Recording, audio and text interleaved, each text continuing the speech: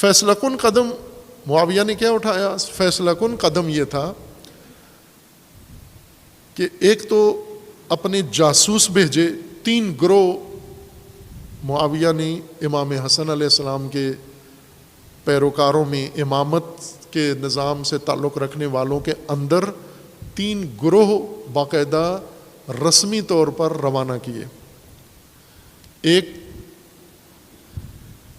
Media cell اس زمانے میں جاسوس، جن کا کام امام حسن علیہ السلام کے لشکر میں افواہیں، اراجیف پھیلانا تھا۔ یہ باقاعدہ نام ہے، تاریخ میں ان کے نام ہیں۔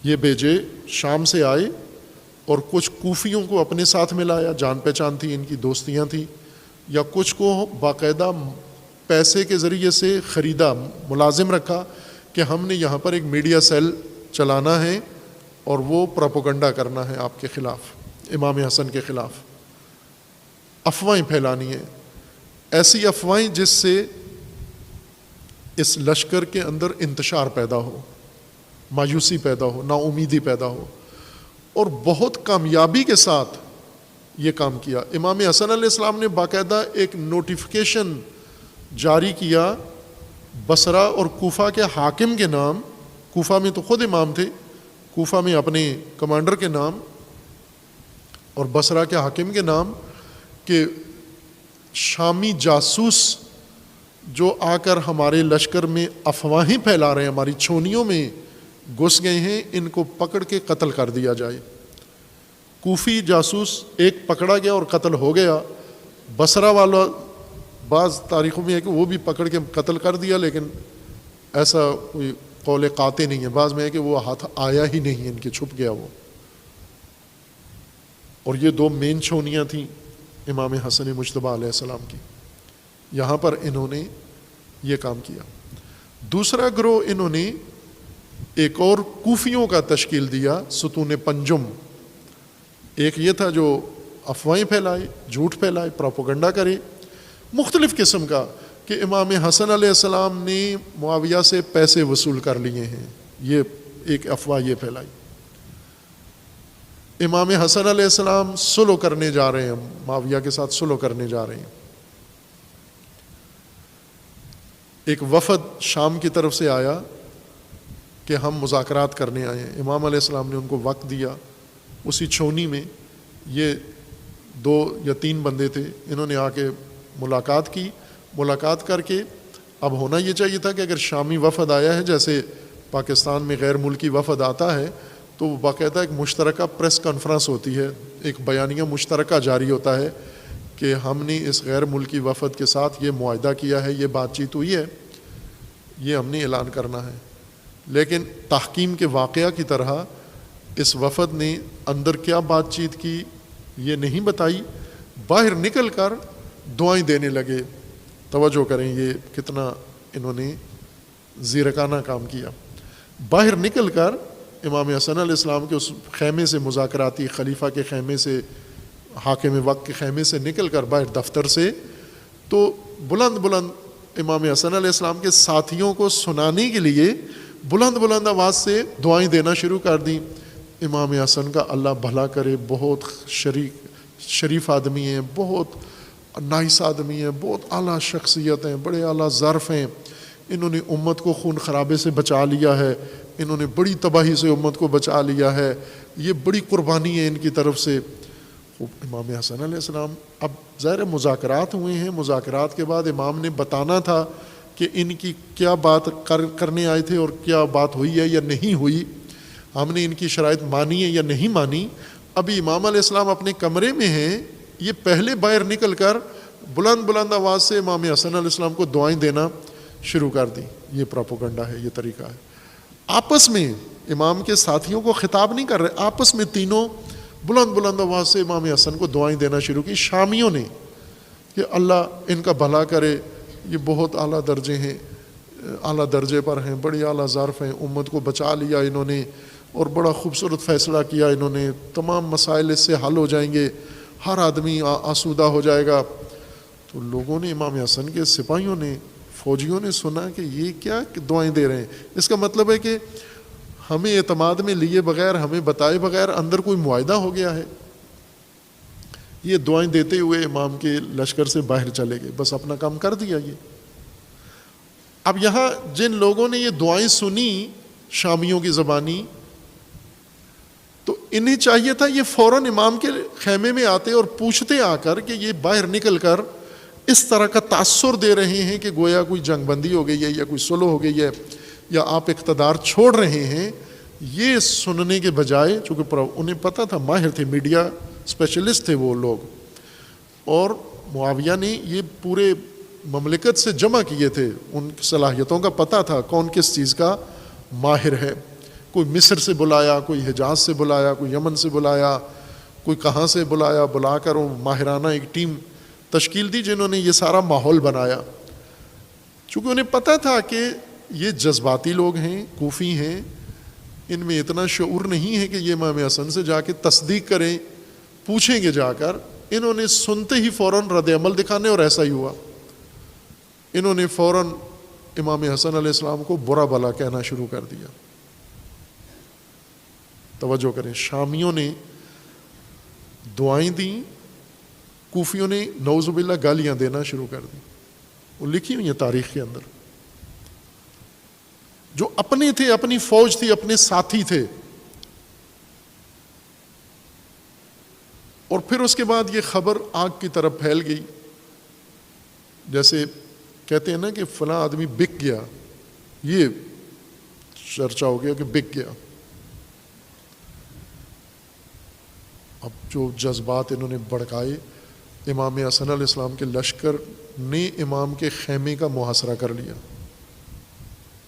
مشکل سے چند وفاداروں نے امام علیہ السلام کو بچا کے اس خیمے سے باہر نکالا زخمی حالت میں، اور دور لے گئے، اس چھونی سے باہر مدائن میں لے گئے، ایک گھر میں جا کر مخفی رکھا۔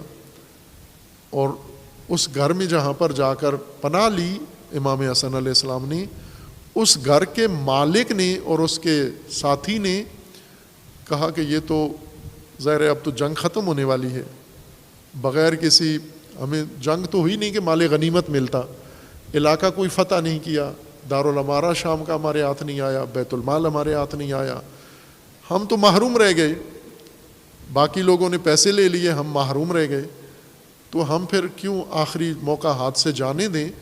انہوں نے امام حسن علیہ السلام کو شامیوں کے سپرد کرنے کا منصوبہ بنایا اور پیغام بھیجا کہ امام حسن ہمارے پاس ہیں، ہم ان کو اسیر کر کے آپ کے حوالے کرنے کے لیے تیار ہیں، بشرطے کہ ہمیں اس کا صلہ ملے۔ یہ ایک کام کیا انہوں نے۔ ایک اور کام جو فیصلہ کن ثابت ہوا، جس وجہ سے امام علیہ السلام نے پھر باقاعدہ کہہ دیا کہ اب بہترین راستہ صلح ہے، یعنی اقتدار سے کنارہ کشی ہے، اور اقتدار اس شخص کو دے دیا جسے امام حق پہ نہیں سمجھتے تھے، باطل سمجھتے تھے، غلط سمجھتے تھے، جس کے ساتھ جنگ کرنا واجب سمجھتے تھے۔ تیسرا کام جو فیصلہ کن ہوا، وہ کس نے یہ فیصلہ کن مرحلہ اس جنگ میں، اقتدار کی جنگ میں کیا؟ وہ تھا امام کے جنگی کمانڈر، امام کے لشکر کے بڑے مرکزی جنگی کمانڈر۔ 3 بڑے کمانڈر تھے جنہیں امام علیہ السلام نے یہ جنگی مہم سونپی تھی، 4 کہہ لیں، چوتھا نہایت وفادار نکلا، قیس ابن سعد ابن عبادہ انصاری۔ یہ بہت ہی اعلیٰ انسان ثابت ہوا اس اقتدار کی جنگ میں، اور بہت بابصیرت۔ معاویہ نے پہلے سے امام علیہ السلام کے ان جنگی کمانڈروں پر نظر رکھی ہوئی تھی، اور یہ سارے امام نے چن کے لگائے تھے، کسی خاص ترجیح کی وجہ سے لگائے تھے۔ مرکزی کمان اپنی فوج کی عبید اللہ ابن عباس ہاشمی، عبداللہ ابن عباس کے چھوٹے بھائی عبید اللہ ابن عباس کو دی۔ عبید اللہ ابن عباس کے اندر معاویہ کی شدید نفرت موجود تھی، اور اس نفرت کی وجہ یہ تھی کہ یمن کی ولایت کے زمانے میں امیر المومنین کی طرف سے عبید اللہ یمن کے والی تھے۔ یمن پر معاویہ کے بھیجے ہوئے ایک دستے نے بصر ابن ابی ارتاد کی سربراہی میں حملہ کیا، اور والی یمن عبید اللہ کے 2 کمسن بچے ان کی ماں کے سامنے زندہ چیر دیے، ٹانگوں سے پکڑ کے دونوں بچے چیر دیے زندہ. اور عبید اللہ وہاں سے یمن چھوڑ کر بھاگ کر کوفہ امیر المومنین کے پاس آ گئے، جس پر امیر المومنین نے بہت غصہ دکھایا کہ تجھے یمن میں رہنا چاہیے تھا، تو تیرے بچوں کا گھر کا یہ حشر کیا اس نے اور تو یمن چھوڑ کر میرے پاس آ گیا ہے. تو اس نے کہا کہ میں خبر دینے آیا ہوں. تو کہا خبر کوئی قاصد بھی پہنچا سکتا ہے، کوئی دفتر کا بندہ بھی پہنچا سکتا ہے، خود والی چھوڑ کر آ گیا ہے، ان کے دہشت گردوں کے حوالے یمن کر کے ادھر آ گئے ہو. خطبہ ہے مفصل امیر المومنین علیہ السلام کا. اور ظاہر ہے کہ جس شخص کے 2 کمسن بچے معاویہ کے لشکر کے ہاتھوں اس طرح سے ظلم کا نشانہ بنے ہوں، اس کے دل میں کتنی نفرت ہوگی. اور ہاشمی بھی ہے اور امیر المومنین کا پیروکار بھی اور بڑا شیعہ کمانڈر بھی ہے، خاندان اہل بیت میں سے بھی ہے. اس سے بہتر موضوع اور کون ہو سکتا ہے؟ اس شخص کو 12,000 کا لشکر دے کر روانہ کیا کہ آپ جو فلاں شہر میں جا کر سرحد پر پڑاؤ ڈال لو، اور معاویہ کا لشکر وہاں ہے، وہاں جا کر انتظار کرنا، جنگ میں پہل نہ کرنا. اگر انہوں نے شروع کی تو آپ بھی شروع کر دینا، ورنہ میرا انتظار کرو، میں باقی ماندہ فوج لے کر تمہارے پاس پہنچ رہا ہوں. ان سے پہلے سے معاویہ نے ان کے بارے میں پلاننگ کی ہوئی تھی، منصوبہ بنایا ہوا تھا. ان 3-4 بڑے کمانڈروں کے اوپر نظریں تھیں اس کی، اور سب کے پاس الگ الگ بندے بھیجے، دیناروں کی بوریاں بھیجیں اور وعدے وعید بھیجے. جو ہی یہ وہاں پہنچا مسکن شہر میں، اس آبادی میں، وہاں پر رات کے وقت وہ شامل وفد آیا اور انہوں نے ملاقات کی. آ کر 3 وعدے دیے اس کو. ایک خوبصورت عورت، دمشق کی سب سے خوبصورت عورت، اس وقت لبنان دمشق میں تھا، یعنی سب سے خوبصورت دمشقی یا لبنانی عورت، یہ تو تیرے لیے تیار بیٹھی ہوئی ہے وہ خیمے میں. اور دوسرا اتنے لاکھ دینار، جن میں سے کچھ وہیں نقد دے دیے، کچھ کہا کہ وہاں جب پہنچو گے تو ملیں گے. اور تیسرا وعدہ یہ دیا کہ معاویہ نے کہا کہ اگر میرا ساتھ دو اور میں امام حسن کو اقتدار سے نکال دوں تو میری فوج کے کمانڈر ان چیف تم ہوں گے. یہ شخص رات کے وقت 12,000 لشکر میں سے 8,000 لشکر لے کر معاویہ سے جا ملا. پیچھے 4,000 بچ گئے، جو قیس بن سعد بن عبادہ، جو امیر المومنین کے دوسرے کمانڈر تھے عبید اللہ کے بعد، ان کی کمان میں باقی رہ گئے. اور اس وقت قیس نے پیغام بھیجا امام حسن علیہ السلام کو کہ یہ ماجرا بارڈر پہ رونما ہو گیا ہے. اور اس خبر سے پہلے کہ قیس کا پیغام امام کو ملے، معاویہ کے ایلچیوں نے پہلے کوفیوں میں یہ خبر پھیلا دی تھی کہ وہ جو لشکر امام نے بھیجا تھا وہ سارا شامیوں سے مل گیا ہے. خوب جب امام علیہ السلام، اب یہ 1-2 دنوں میں یہ واقعات رونما ہوئے. اتنا بڑا لشکر، امامت کا لشکر، یہ معاویہ سے جا ملا کمانڈر سمیت. یہ ایک نہیں، 2 کمانڈر اور بھی ملے، ان کے پاس چھوٹے دستے تھے، وہ دوسرے محاذوں پر مل گئے. یہ بڑے محاذ کا تھا.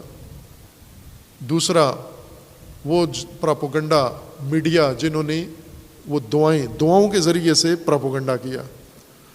دعائیں ایک حربہ تھا، میں ایک نمونہ بتا رہا ہوں، ورنہ انہوں نے 20 کام کیے، کس کس سے مل کے کیا کیا تلقین کروائی، کس سے مل کر کیا نشر کروایا جھوٹ، وہ تاریخ میں موجود ہے.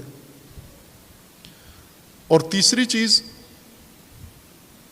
جو پھیلائی حوصلہ شکنی کے لیے، یہ کہ ایک خرید لیے، میڈیا کے ذریعے بلایا اور تشویش پھیلانے کے لیے یہ کام ان لوگوں نے کیا. اور مکمل طور پر امام کا لشکر منتشر ہو گیا. اتنا منتشر ہوا کہ اٹھ کر خود اپنے امام پر حملہ کر دیا. ان سے بچنے کے لیے، آپ توجہ کریں، شامیوں سے بچنے کے لیے امام نے مدائن میں پناہ نہیں لی، کوفیوں سے، اپنے لشکر سے بچنے کے لیے، محفوظ رہنے کے لیے جا کر پناہ لی. اور جس گھر میں پناہ لی اس نے پلان بنایا کہ ہم باندھ کے رسیوں میں شامیوں کے حوالے کر کے آخری سودا ہم کر لیتے ہیں. یہ کتاب احتجاج میں امام حسن علیہ السلام کی اپنی حدیث موجود ہے. وہاں پر منتہی الاعمال میں شیخ عباس قمی نے اس روایت کو صراحت کے ساتھ ذکر کیا، باقی محدثین نے اس کو ذکر کیا ہے اس روایت کو. وہ بابا آپ توجہ کریں کہ اقتدار امام حسن علیہ السلام نے کیوں چھوڑا، کس نے چھڑوایا؟ جب امام کے اپنے پیروکار، امام کے اپنے ساتھی، امام کے اپنے کمانڈر اقتدار پرستوں سے جا ملے. کیوں ملے؟ سوال یہ ہے کہ یہ جو چاہتے تھے یہ امام حسن سے کیوں ان کو توقع نہیں تھی، امید نہیں تھی؟ عبید اللہ ابن عباس 12,000 لشکر کا کمانڈر تو ہے، یہ ابھی 12,000 اس کی کمان میں ہیں، پھر کیوں یہ اقتدار پرستوں کے وعدے پر آ گیا؟ انہوں نے جو وعدہ دیا سیٹی بجائی ہے اس کی طرف کیوں چلا گیا؟ اس وجہ سے گیا کہ ان کوفیوں کو باقاعدہ معلوم تھا، علی علیہ السلام کا دور اقتدار دیکھ چکے تھے. امیر المومنین نے اپنی سیاست کے زمانے میں اقتدار کو جوتی کی نوک پر رکھا، ان کے سامنے کہا کہ اقدار اصل ہیں، اقدار مہم ہیں، میں اقدار کا امام ہوں، اقتدار کا امام نہیں ہوں، میں اقدار کی خاطر اقتدار قربان کر سکتا ہوں، میں نے کیا ہے.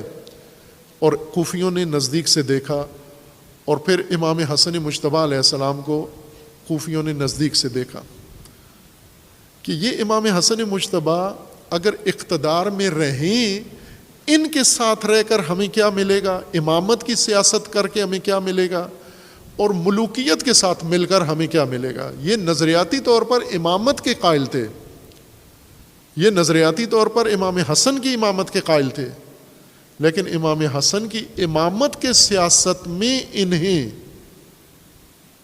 یہ سب کچھ اقتدار کے مزے، اقتدار کے لطف نظر نہیں آ رہے تھے. جو امیر المومنین کے زمانے میں ایسا ہی ہوا.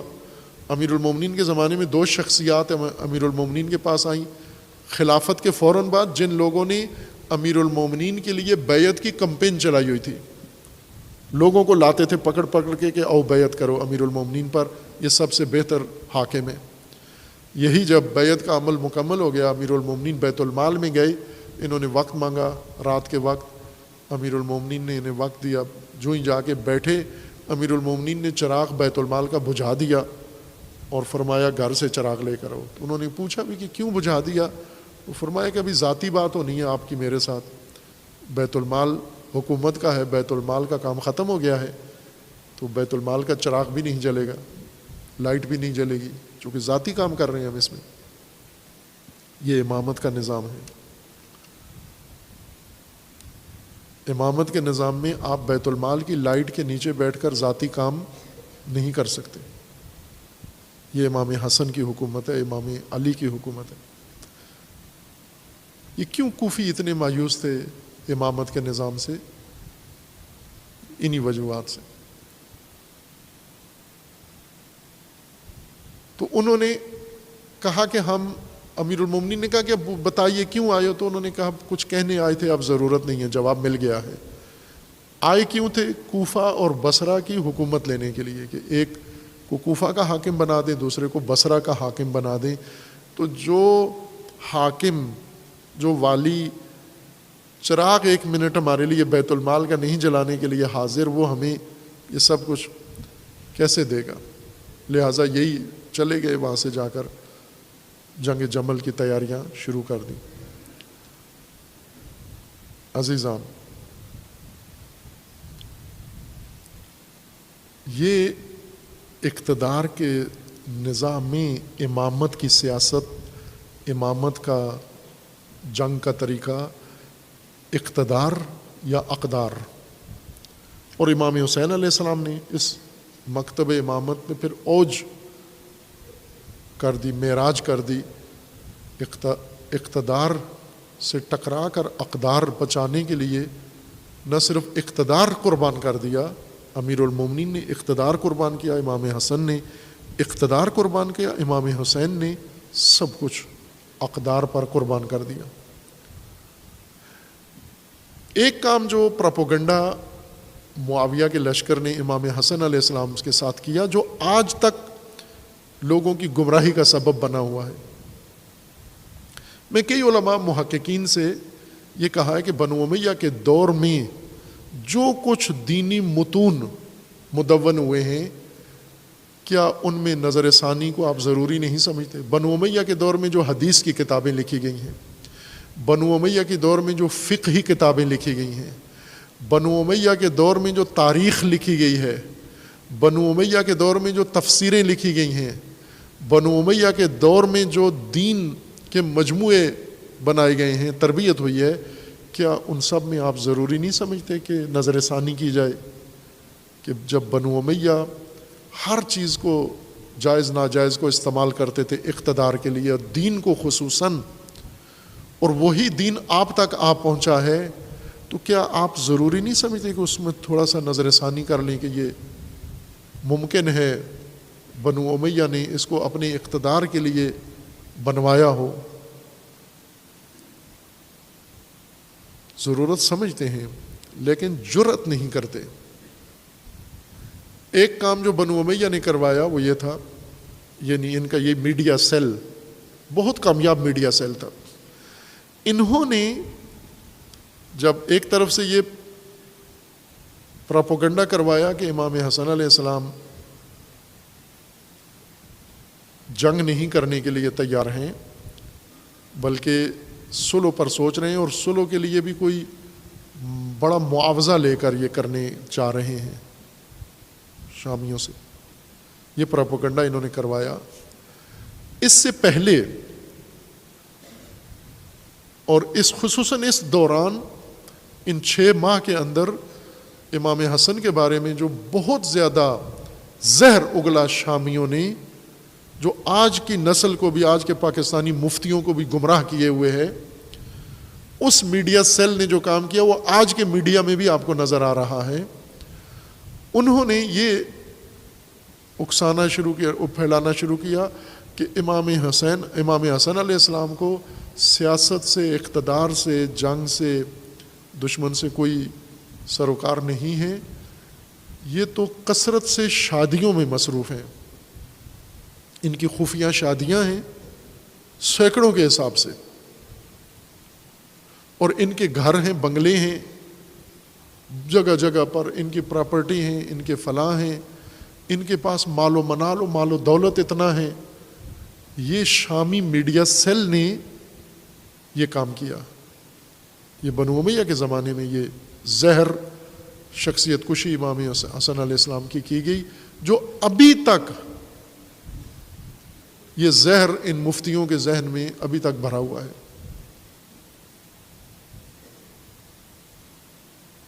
یہ 3 اہم کام انہوں نے کیے، اور فیصلہ کن ان میں سے کون سا ثابت ہو؟ میڈیا سیل نے صرف لوگوں کو بدبین کیا، بدگمان کیا، لیکن جس چیز نے امام حسن علیہ السلام کے اقتدار کی بنیاد ہلائی، کمزور کیا، وہ امام کے اپنے مقرر کردہ کمانڈروں کی خیانت تھی۔